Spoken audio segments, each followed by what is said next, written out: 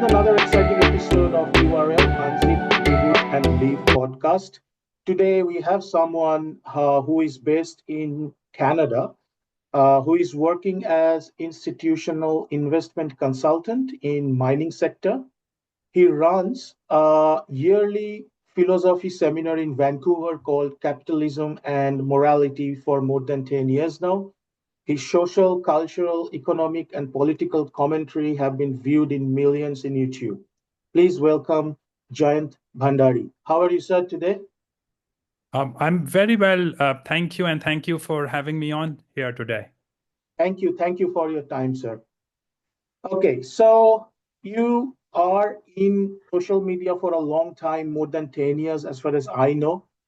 And you talked about India is extraordinarily corrupt and increasing chaotic maybe a decade ago. And a lot of things are happening now. A lot of government have changed and all these things. Where is India's position relative to the major powers today? So it's very important to understand the concept of corruption and chaos. Now, when I look at these two concepts, I'm using these words from a Western perspective.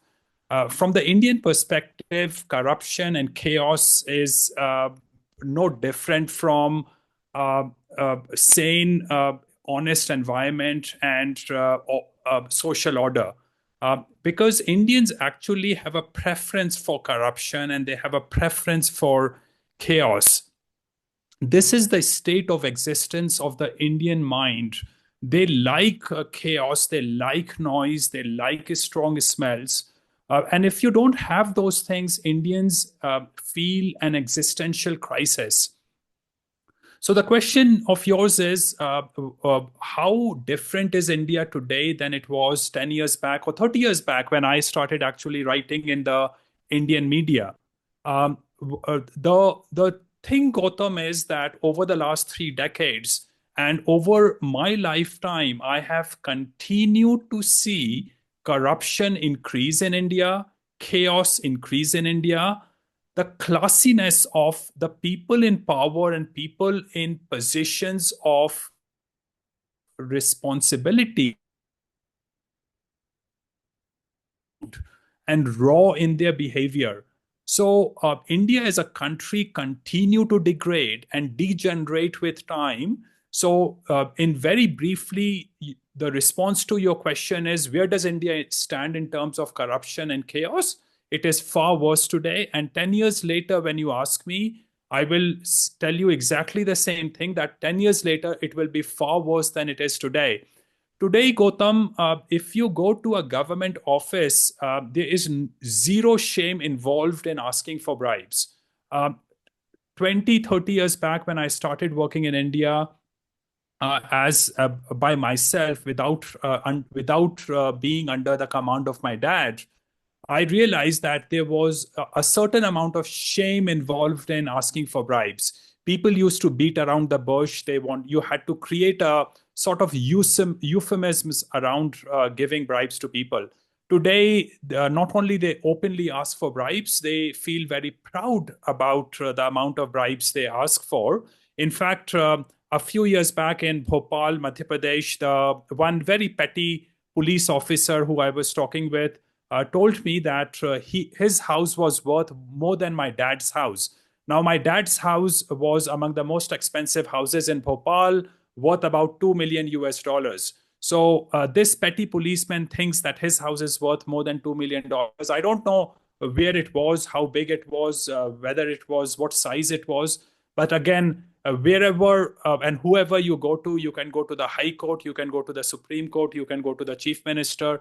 The only thing that matters in that country is corruption. Wow, wow. Then, as like you are also in abroad, I'm also based in Melbourne, and we can see a lot of different opinions all the time. How Indians seeing themselves? What is their self-perception? And what about the others also thinking about Indians?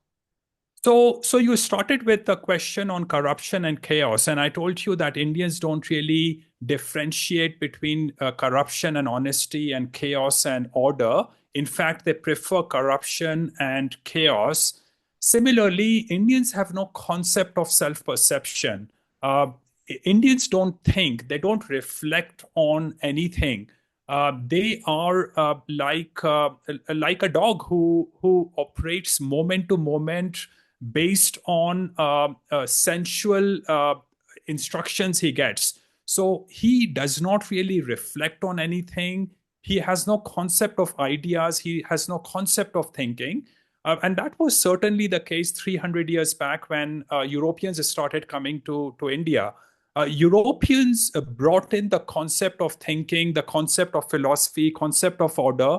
And whether you like it or not, we are Macaulay's children. We speak English, we interact with gadgets and technology provided to us by Europeans.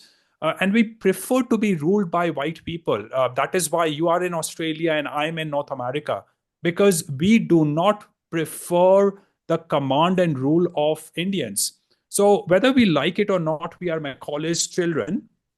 And coming to self perception, Indians really don't have the concept of self perception. They don't have the concept of morality. And Gautam, it is really strange talking with Indians about ideas and philosophy because, and I, of course, have a few friends with who I talk about ideas and philosophy. But if I go to New Delhi or Mumbai or Bhopal and start talking about ideas and philosophy, people will laugh at me. They will say, "Hey, are you trying to become a saint?" So Indians don't have self-perception. They don't have the concept of morality. And to the extent they have the concept of morality, they make fun of it. They think that being immoral is being superior. Okay.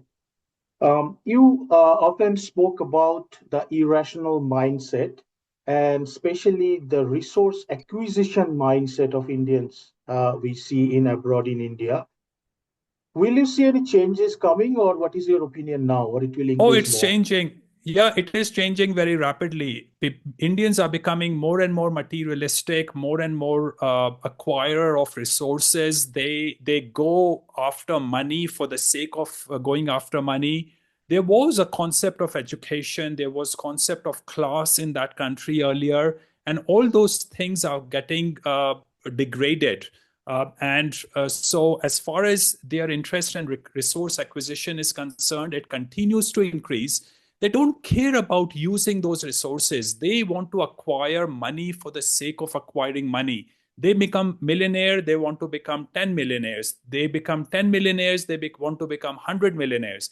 And virtually all businesses and resource acquisition in India happens not on the back of value creation. It's on the back of a thought that they want to transfer money from your wallet to their wallets. That's the thinking.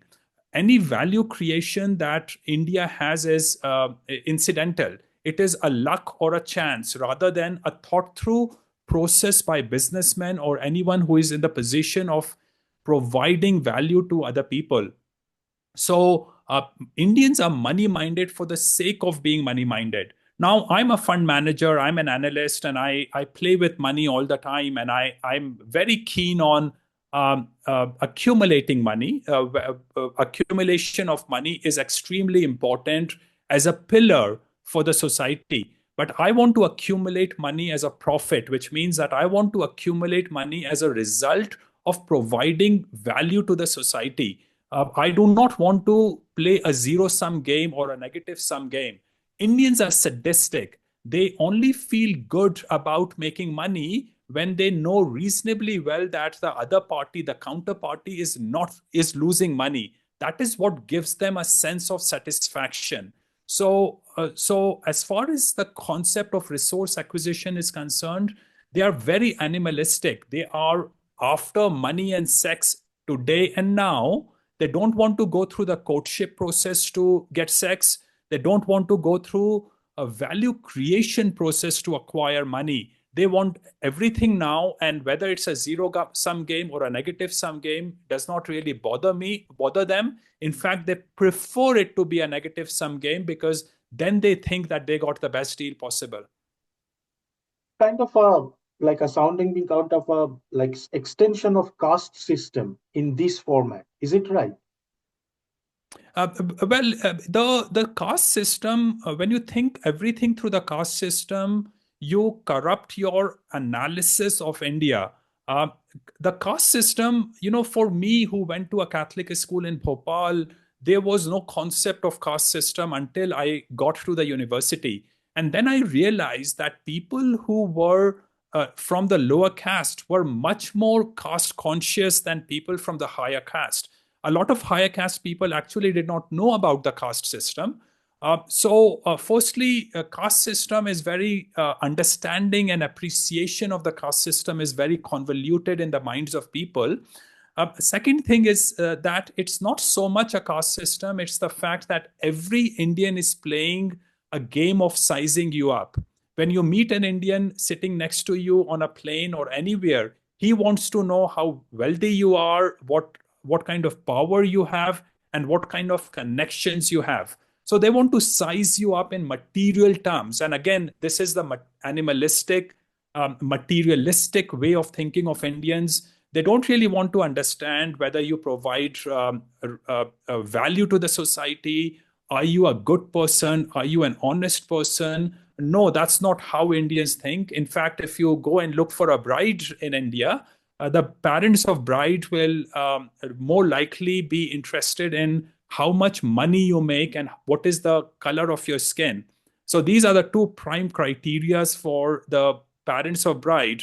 Now, how you make that money is none of their concern. In fact, they will outright, blatantly ask you how much is your income from bribery.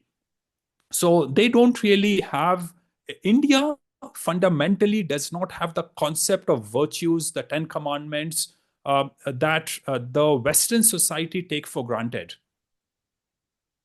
Mm, mm.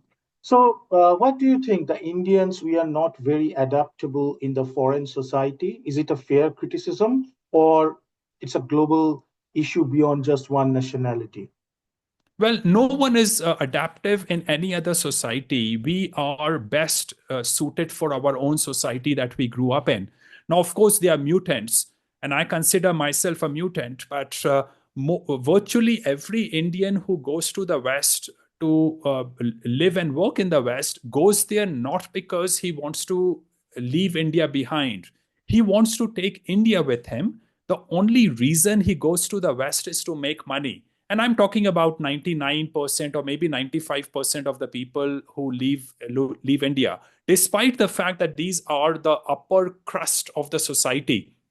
But still, they are not interested in Western values. They don't want to adapt themselves to the Western culture. They don't want to acculturate themselves to the Western society. They want to stay Indian because that is what gives them a feeling of being living. They are in the Western society for only one thing, which is money. So no, they do not assimilate. And today, Gautam, situation has become very different. When I started living in the Western society, or at least those days, there were fewer ghettos. Now you see ghettos of Indians all over. You see ghettos of sub-Saharan Africans all over the Western world. You see ghettos of Muslims everywhere. And these are not only ghettos of Muslims, they are ghettos of Pakistani Muslims, Bangladeshi Muslims, or Sikh Indians, or Hindu Maharashtrian Indians, or Telugu Hindu Indians. So you see all kinds of ghettos developing in the Western world. And not only they stay Indian, Gautam, they also become intellectually inbred with time, which means that a strange kind of fossilization happens among these people. So your question is, do these people, are Indians the only people who don't assimilate? The answer is yes and no, because yes, Indians don't assimilate, but neither do Africans assimilate, neither do Hispanics assimilate. People don't necessarily assimilate. The United States, Canada, Australia, and New Zealand were melting points only to the extent that immigrants who were coming to these countries were coming from other Western societies who were people of ethnically European origin, particularly people of Germanic or English origin. So these people eventually assimilated. But these are also the most open-minded people on the planet. They are the least tribal people. They accept you as you are. They don't necessarily judge you based on your racial or religious characteristics. So these are the most open-minded people. They assimilated, but because they assimilated does not mean that Hispanics, Africans, or Indians would assimilate in these societies, or Muslims would assimilate. They all maintain a distinct identity, and as I said, they become worse with time. They becomes worse than what the people of their homeland are, because they become intellectually inbred. The only exception to this rule is East Asians. Chinese, Koreans, and Japanese make quite a bit of effort to assimilate in the host countries. And that is why it is believed that Japanese are among the most assimilated people in the United States. So, if assimilation ever happens, it is only as long as people who move to a Western society come from other European countries or from East Asia. Other people simply don't assimilate. And similarly, if a European person moves to India for any reason, he will never become an Indian. Everyone will judge him as a European person. If it's a European girl, men will be chasing her to get a photograph taken with her. He will get a special respect in India. He will not be seen as an average Indian ever. He will never assimilate. Okay. So do you think, I mean, I heard this, like I got these questions from a couple of academics basically. So do you think India's constitution today matches the societal values? No, no one even knows what what is written on the parchment paper. No one cares about it. Indian constitution has no significance anywhere.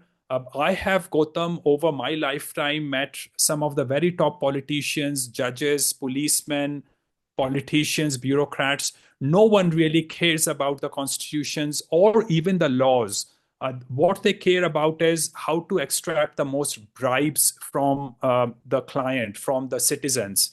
They are all predatory, and that of garbage paper which no one really cares or pays any attention to, and that includes the Supreme Court of India. If you look at it, the Chief Justice of India right now is going crazily after a person who said something really degraded about his parents. Now, at the same time, rape cases happen, murders happen, and the Supreme Court is not interested. Supreme Court is only after those people who are being destroyed on the social media. Similarly, from what I understood, Kashmir was an independent part within India. It should never have been incorporated within India, according to Article 370. Supreme Court, just without uh, uh, taking the real law into consideration, considered that to be a part of India. Similarly, if you look at the Ayodhya Ram Temple, there is no way you can prove whether it was a real temple before a mosque was built over it or not. But then this Supreme Court operated on the basis of what the public wanted rather than what the law said. So Constitution of India has no value. And I tell you, you can go to the courts of India, you can go to the police stations of India. No one has a clue what the Constitution or even the written law says. They do what works, what they think is what they can get away with, and what gets them the most bribes. Like because these laws and all these like compliances is not very clear, it's very hard to do business. Also, a lot of business people they say that is it is that one of the reasons like a lot of wealth migration happening in India last few years, especially after COVID. Uh, Wealth migration has often happened from India for a long time. One of the biggest exoduses of people, Indians, happened uh, soon after India became so called independent of the British. And similarly, wealth has always left India, and that is why you have control on capital in India. That is why government of India restricts movement of your money from India to other countries. There's something called hawala, and that works very efficiently. You can give your Indian rupee in cash to a local guy, and a few hours later, you will get your US dollars wherever you are in the world in cash delivered to your doorstep. So there are capital controls, which mean that people do this hawala transaction. They concoct all kinds of schemes to move their money abroad.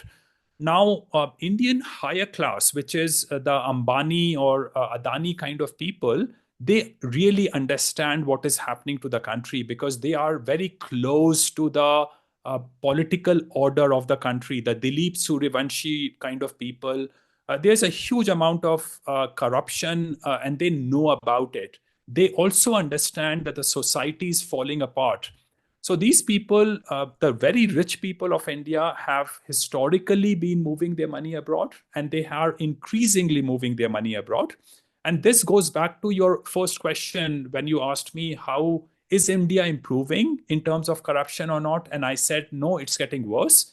The richest people of India understand that India is getting worse by the day, and it will get far worse than it is today.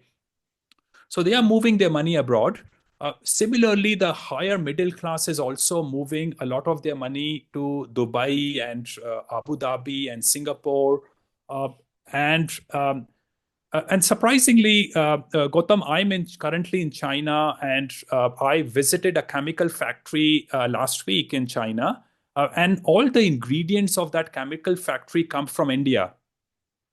But but they don't operate in India because they fully understand how difficult it is to operate in India, what the level of corruption in the country is. So they prefer not to operate in India. They have to import all the stuff to China and then export it from China, despite the fact that they now face higher tariffs when they are supplying their end product to the United States. So that is the how bad the situation of the country is. But also, the only people who send money to India are the people who work as migrant laborers in the Middle East and in Singapore and in Hong Kong. And these are the people who are their families are very poor in India and they need money right now. So they send money to India. But as the wealthier you go, the less likely you are to send your money to India. And in fact, from what I understand, the NRIs who live in Australia and the United States and Canada don't really send money back to India. The educated ones, they prefer to buy properties in the Western society rather than send that money to India. So in order to better ourselves in global stage, let's say, what ought to be our focus? Is it like many things like education, entrepreneurship, spirituality, judiciary, leadership? Like any way we can focus on Well, that? yeah, that's a very hypothetical question because none of those things are going to happen.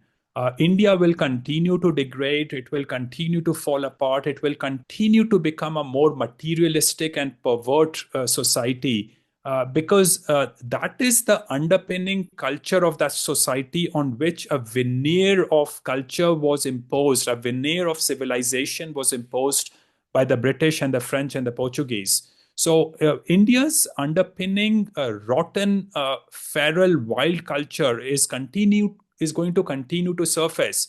Now we can talk in hypothetical terms on what could improve India, and I would say, hey, just bring in 100,000 Europeans to run India, or maybe 500,000 Europeans to run India. But that isn't going to happen because Europeans are not as competent as they used to be 200 years back.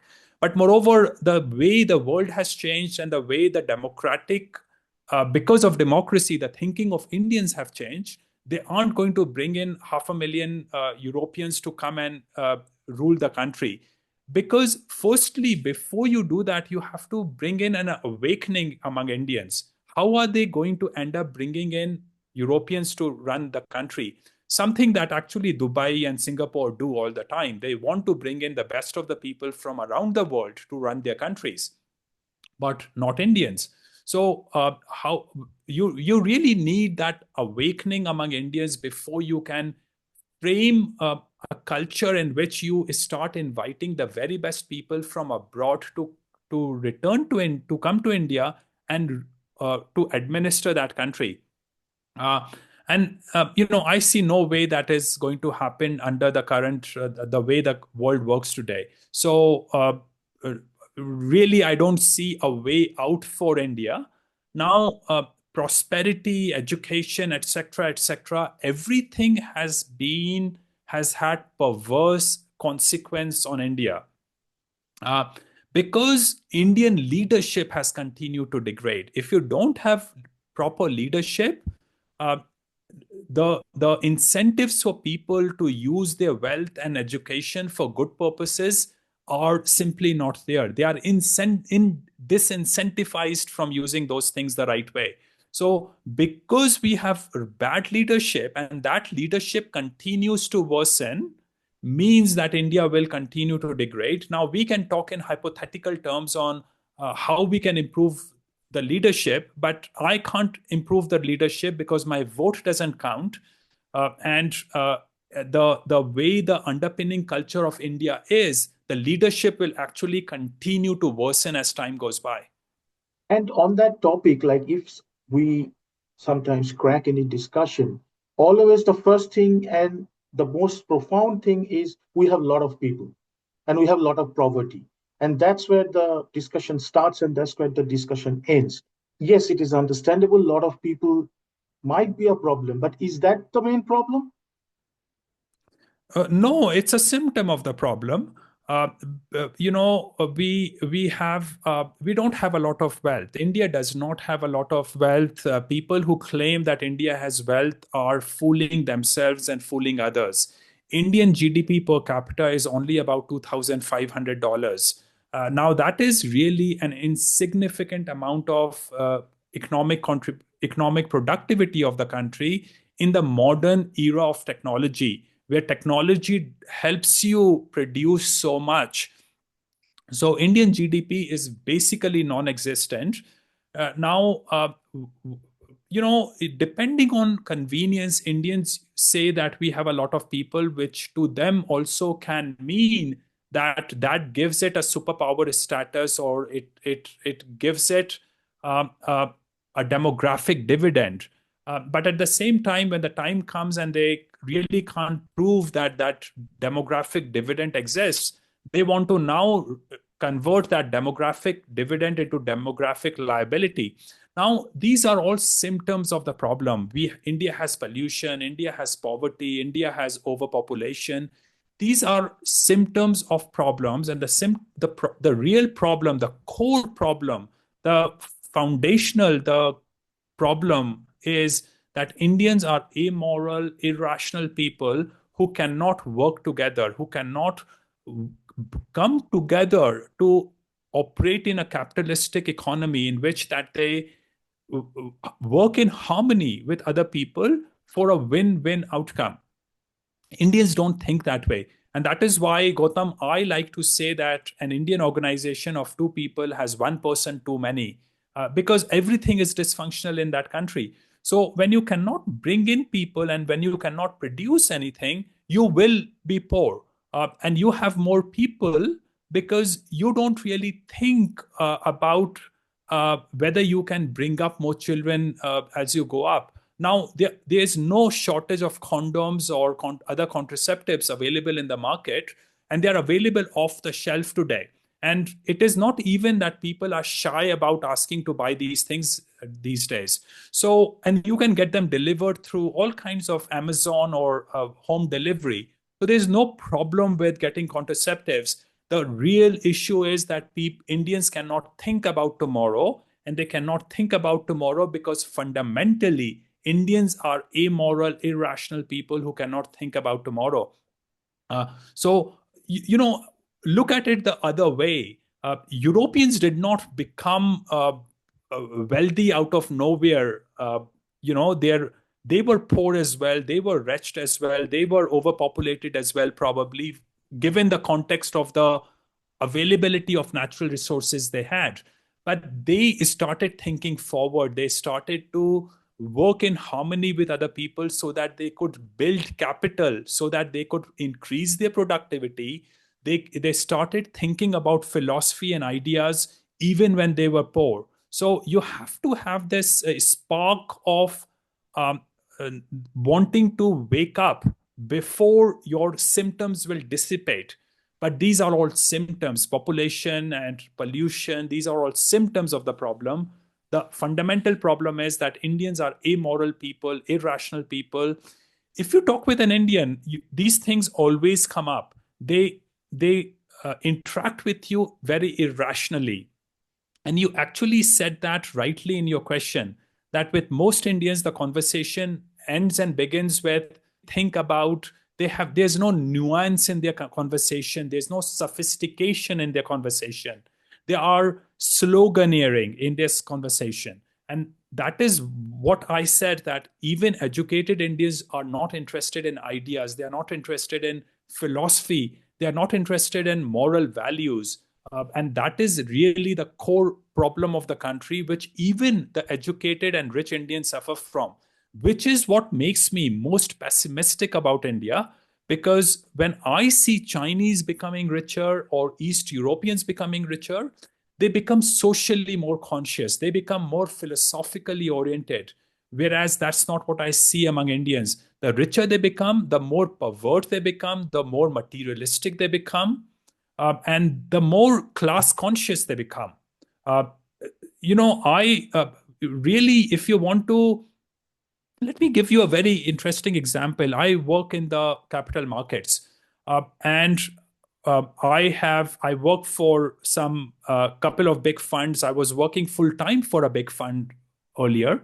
And when I was working for that fund, I just called myself an analyst. I never had a business, a proper business card. I just had a card with my name and the address on it.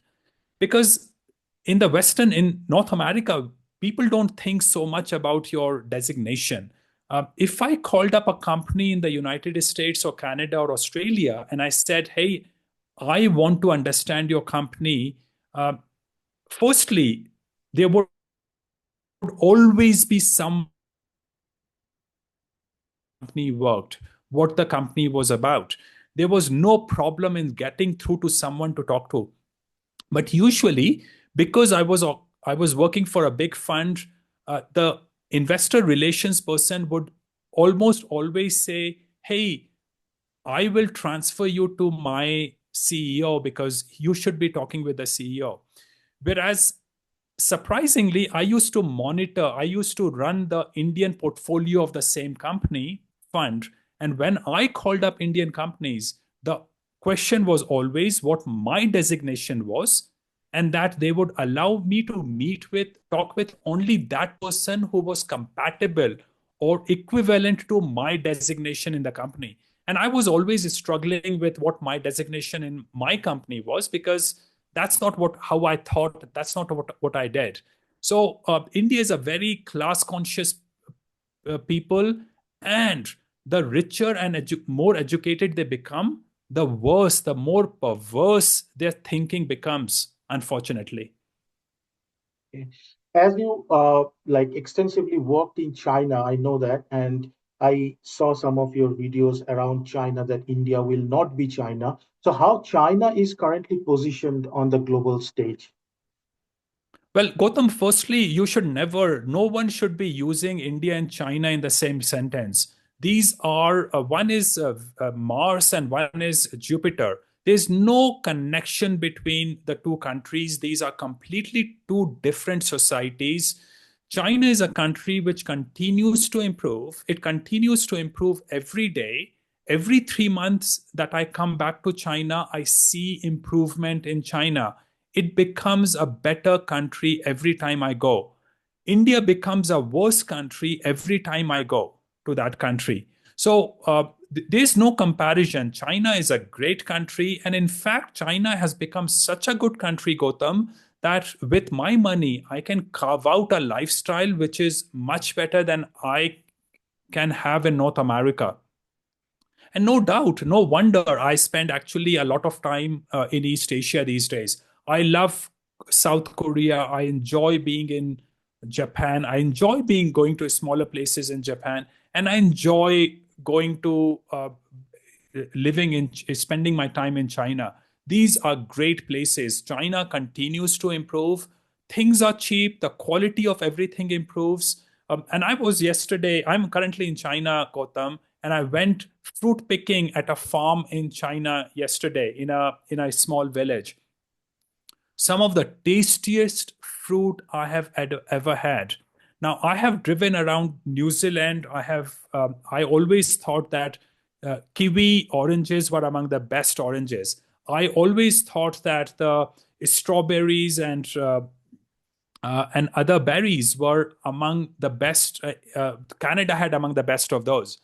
But that's only until you have tried some of the Chinese fruit. They are good, they are high quality, and they are tasty. And that's what's happening with virtually every product of China. It is improving and it continues to improve. More importantly, Gautam, people, Chinese are becoming more and more civilized with time. They line up, they queue up, they are respectful of your time. They say thank you and please. There is an order in the system, and so often they provide me better quality than I could afford to get in the Western society. Um, so China is becoming a better place, and India is becoming a worse place. So I prefer not to use the two countries in the same sentence when talking with people, because these two countries are incomparable. Now, here is another solution to India's problems. Gautam, I am a Western guy at heart. I prefer to live in the Western society for many reasons. I love the Western values. I love the Western civilization. I enjoy being around Western people. However, India is so far away from the Western society, and its mentality is so far away from Western values, that the very best thing India can do for itself is to become a back office of China. India should unconditionally surrender to China, because its armed forces cannot stop any attack by China anyway. So India is wasting its money and resources and talent on uh, on constructing an armed forces to defend from China, because they can't. They could not win a war in 1962 when Indian economy and Chinese economy were similar economies. Now Chinese economy is 5 to 6 times bigger than Indian economy. So India can't defend itself against China. So give up competing on armed forces, and in fact unconditionally surrender, because the areas that you are fighting for are basically desert. They have no real value.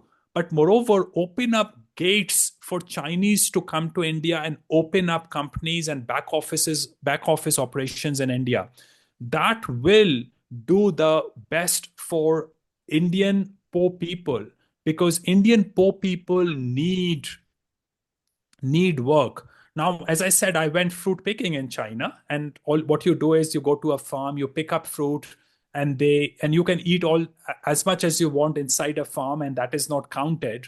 And they weigh the fruit that you take to the counter, and then you pay them a very small amount of money. Why do they do that? Because they have shortage of labor in China. Now, what if India opened itself up to Chinese, and Indian labor, poor people could enter China and work as migrant laborers in China to earn money? What would be wrong about it? But so that is would be one big solution to India's problem. I think India should give the respect that is due to China. All right. So on that, we should end our conversation here, Jayant. It was nice talking to you. And as you all know, if you want to live your life in your own terms, this is the right place. This is URL Podcast. Thank you, Jayant, for your time. Thank you. Thank you for the opportunity, Gautam. Thank you.